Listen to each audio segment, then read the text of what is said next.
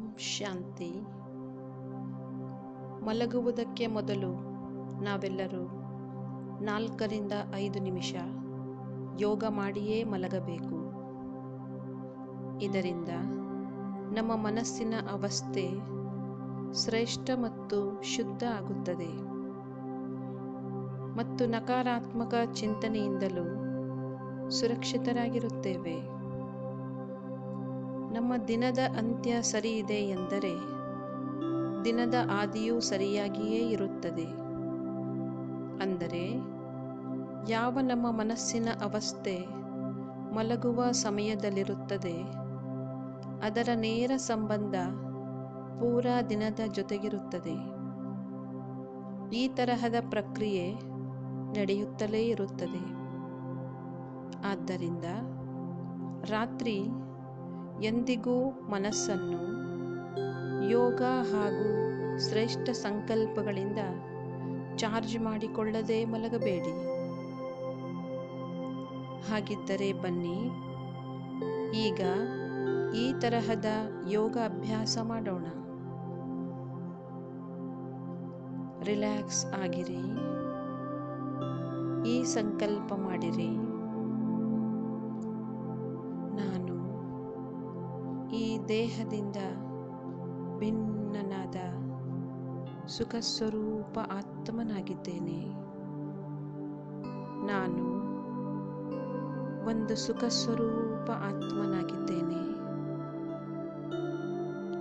ನಾನು ಪೂರಾ ದಿನ ಮನಸ್ಸು ಮತ್ತು ಶರೀರದಿಂದ ಕರ್ಮ ಮಾಡಿದ ನಂತರ ಈಗ ಇವುಗಳಿಗೆ ವಿಶ್ರಾಂತಿ ನೀಡುತ್ತಿದ್ದೇನೆ.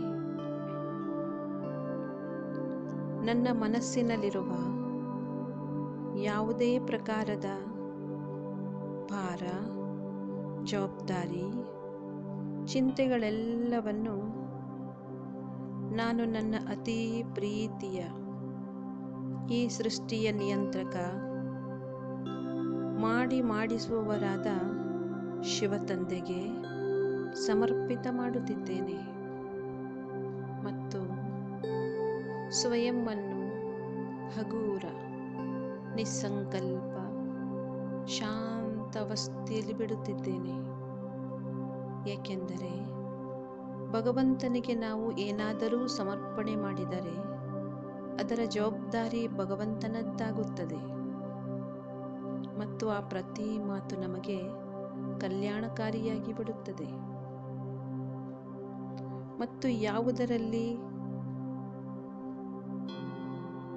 ಕಲ್ಯಾಣ ಅಡಗಿದೆಯೋ ಅದೇ ಘಟನೆಗಳು ನಡೆಯುತ್ತವೆ. ಆ ಘಟನೆಗಳಲ್ಲಿಯೇ ನಮ್ಮ ಪರಮ ಕಲ್ಯಾಣ ಸಮಾವೇಶವಾಗಿದೆ.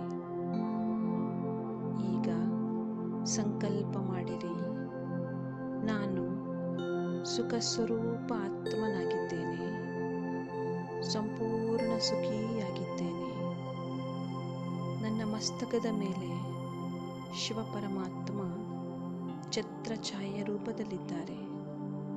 ಅವರಿಂದ ನನ್ನ ಆತ್ಮನೊಳಗೆ ದಿವ್ಯ ಅಲೌಕಿಕ ಪ್ರಕಾಶ ತುಂಬುತ್ತಾ ಇದೆ. ನಾನು ಆ ಪರಮಾತ್ಮ ಶಕ್ತಿಯಿಂದ ಶಕ್ತಿಶಾಲಿಯಾಗುತ್ತಿದ್ದೇನೆ. ಈಗ ಶಿವ ತಂದೆ ನನ್ನ ಶರೀರದ ಸುತ್ತಲೂ ಆ ಪ್ರಕಾಶದ ಕವಚ ನಿರ್ಮಿಸುತ್ತಿದ್ದಾರೆ.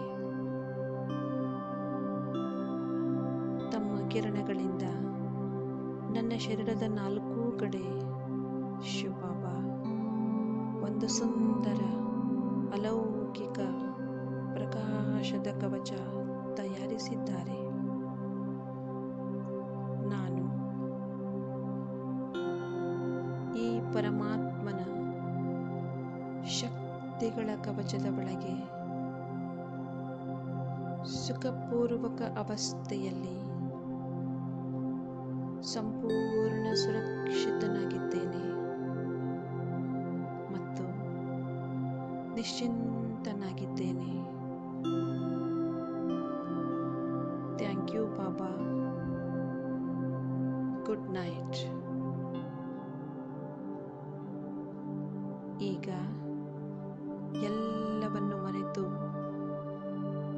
ಈ ಕವಚದೊಳಗೆ ಸುಖಿ ಮತ್ತು ವಿಶ್ರಾಂತಾವಸ್ಥೆಯಲ್ಲಿ ನಿಶ್ಚಿಂತರಾಗಿ ಮಲಗಿರಿ.